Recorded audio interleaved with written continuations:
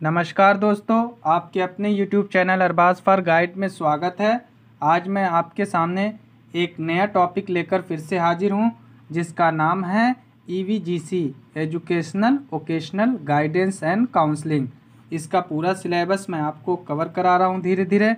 तो आज एक नया चैप्टर, एक नया टॉपिक जिसका नाम है बुद्धि मापन, बुद्धि परीक्षा, assessment measurement of intelligence testing. तो किस प्रकार से बुद्धि परीक्षा का इतिहास रहा, आइए हम इस चैप्टर में आपको बताते हैं। पूर्व इतिहास, अर्ली हिस्ट्री। बुद्धि को भिन्न भिन्न विधियों से मापने के बहुत से प्रयत्न किए गए। बहुत सारी कोशिशें बुद्धि को मापने के लिए बहुत से मनोवैज्ञानिक ने किए थे। मापने की क्रिया कई चरणों में से गुजरती है, मतलब कई स्टेज, प्राइमरी, सेकेंडरी, ट्रायल, तो इस तरीके से कई चरणों में गुजरती थी मापने के तरीके। पहला क्या था? कपाल विज्ञान दृष्टिकोण। कपाल विज्ञान दृष्टिकोण कब से शुरू हुआ? 18वीं शताब्दी के अंत। 18वीं शताब्दी के अंत में अगर इस प्रकार का क्वेश्चन पूछा जाए, कपाल विज्ञान दृष्टिकोण कब से शुरुआत हुआ, तो आपका ऑप्शन ये रहेगा 18वीं शताब्दी के अंत तक। किस मनोवैज्ञानिक ने किया? गाल ने बुद्धि को मापने का कपाल विज्ञान यंत्र मालूम कर लिया था। कौन सा यंत्र मालूम किया था? कपाल विज्ञान यंत्र मालूम कर लिया था। कपाल विज्ञान सिर का आकार बताता है। कपाल विज्ञान क्या बताता है? सिर का आकार, सिर कितना बड़ा है, कितना छोटा है, किस टाइप का है, ये कपाल विज्ञान बताता था। कपाल विज्ञान की शुरुआत किसने की? गाल मनोवैज्ञानिक ने। कौन से शताब्दी में किया? 18वीं शताब्दी के अंत में। इस प्रकार के इस तरीके का क्वेश्चन बनाए जाते हैं। तो आगे देखते हैं। गाल ने कहा कि बुद्धि का सिर के साथ सीधा अनुपात होता है। क्या कहा गाल ने? बुद्धि का सिर के साथ सीधा अनुपात होता है। बुद्धि का सिर के साथ सीधा अनुपात होता है, अर्थात जितना सिर बड़ा होगा, समझिएगा यहाँ, जितना सिर बड़ा होगा उतनी ही बुद्धि अधिक होगी। मतलब कहा जाता है कि अनेक मनोवैज्ञानिकों का रिसर्च है कि जितना भी सिर बड़ा होगा उतनी बुद्धि अधिक तेज होगी। और जो लोग गर्मियों में पैदा होते हैं उनकी भी बुद्धि तेज होती है।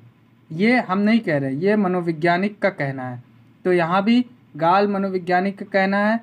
कपाल विज्ञान जो इस सिर का आकार बताता था, इसी प्रकार से बुद्धि का मापन किया जाता था। उन्होंने क्या कहा है? जितना सिर बड़ा होगा उतनी ही बुद्धि अधिक होगी, उतनी ही बुद्धि अधिक होगी। पियर्सन मनोवैज्ञानिक, उसके बाद पियर्सन मनोवैज्ञानिक ने इस सिद्धांत को रद्द कर दिया और एक नया सिद्धांत पियर्सन मनोवैज्ञानिक ने खोजा। अगला पॉइंट देखते हैं। मुख आकृति की अवस्था, स्टेज ऑफ फिजियोनॉमी। मुख आकृति चेहरे के नख शिक का विज्ञान है। मुख आकृति क्या है? चेहरे का नख और शिक का विज्ञान है। ठीक, चेहरे के नख शिर को बुद्धि का सूचक माना गया। देखिए, चेहरे के नख शिक को बुद्धि का सूचक माना गया। इस दृष्टिकोण के अनुसार मान लिया गया कि जिस मनुष्य के नक्कश चमकदार होते हैं, मतलब जिस मनुष्य के माथा चमकदार होते वह बुद्धिमान होता है, और इसके विपरीत वह मनुष्य जिसका चेहरा चमकदार नहीं होता, मतलब जिसका चेहरा चमकदार नहीं होता वह बुद्धिमान नहीं होता। ये मतलब अनेक मनोवैज्ञानिकों का कथन है। परंतु यह देखा गया कि चमकीले चेहरे वाले विद्यार्थियों का स्कूल में पतला हाल था, मतलब कि बुद्धि में कमी देखी गई, इसलिए ये दृष्टिकोण भी ठुकरा दिया गया, इस दृष्टिकोण को भी हटा दिया गया, इस दृष्टिकोण को भी रद्द कर दिया गया। नेक्स्ट टॉपिक देखते हैं। मतलब नेक्स्ट पॉइंट, ब्रास उपकरण अवस्था, ब्रास इंस्ट्रूमेंटल स्टेज। मनोवैज्ञानिक ने बुद्धि को मालूम करने के कई उपकरण खोजने के प्रयत्न किए। मतलब बहुत सारे मनोवैज्ञानिक अलग अलग उपकरण, अलग अलग इंस्ट्रूमेंटल का प्रयत्न किए।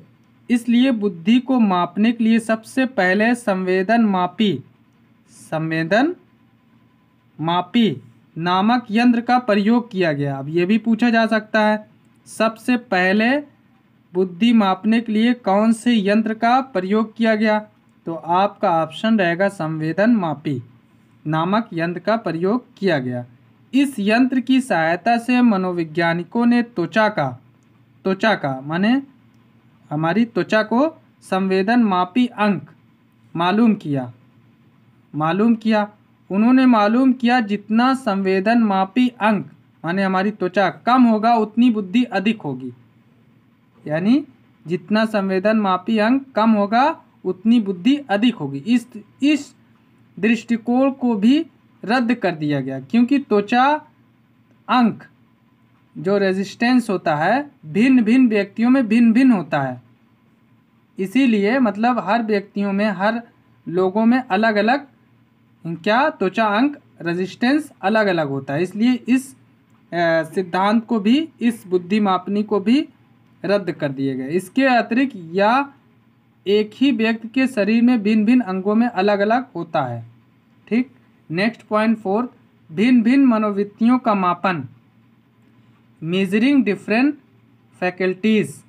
इसके बाद बहुत से प्रयत्न बुद्धि को भिन्न भिन्न मनोवृत्तियों को मापने के लिए किए गए। गाल्टन ने इस दिशा में प्रसिद्ध प्रयत्न किए। मतलब सबसे फेमस जो प्रयत्न किए, खोज किया, वो किसने किया? गाल्टन ने।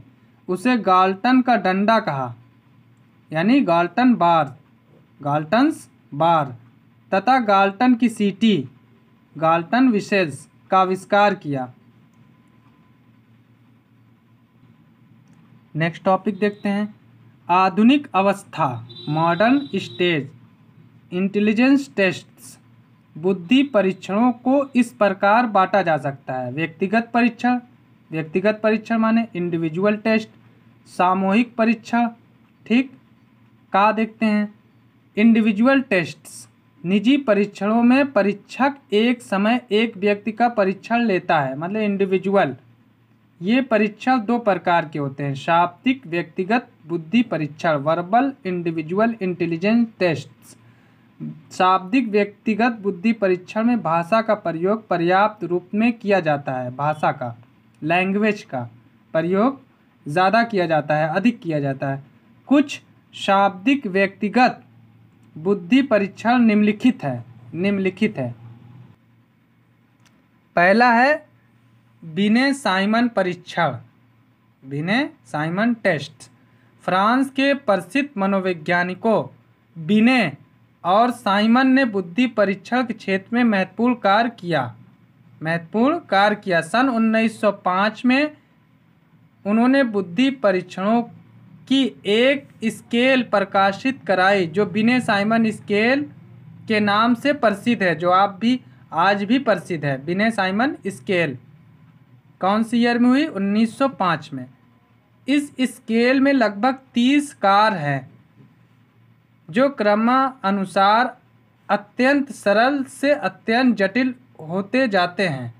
यह स्केल मन बुद्धि बालिकों जो बहुत ही कमज़ोर बुद्धि के बालक हैं के परीक्षण के लिए तैयार किए गए हैं, उनके लिए भी तैयार किए गए हैं। सन 1908 में और सन 1911 में इस स्केल के नए एवं परिवर्धित संस्करण माने एक नया संशोधन करके एक नया संस्करण प्रकाशित हुए। इस स्केल में 3 से लेकर 15 वर्ष के वायु वर्ग के बच्चों के परीक्षण सम्मिलित थे। मतलब 3 से लेकर 15 वर्ष के बच्चों को ये परीक्षण किए जाते थे। प्रत्येक अवस्था के लिए 6 मदे पूर्तियाँ आइटम थी। ठीक, यह स्केल यूरोप के लगभग सभी देशों, America, USA, Canada, Australia, New Zealand, दक्षिण अफ्रीका, चीन, जापान और रूस में अधिक प्रयुक्त की गई। बिने स्केल 1911 में सम्मिलित कुछ मदें निम्नलिखित है। 3 वर्ष की अवस्था, एट एन एज, नाक, कान और मुंह की ओर इशारा करना। ठीक। 2 अंकों को दोहराना, किसी चित्र की वस्तुओं को गिनना, परिवार का नाम बताना, 6 शब्दों के वाक्य को दोहराना, ये सारी चीज़ें उसमें सम्मिलित थी। तो आज के लिए बस इतना ही। नेक्स्ट वीडियो में फिर अगला चैप्टर, इसके आगे वाला टॉपिक कवर कराऊंगा। तब तक के लिए नमस्कार, धन्यवाद, थैंक यू।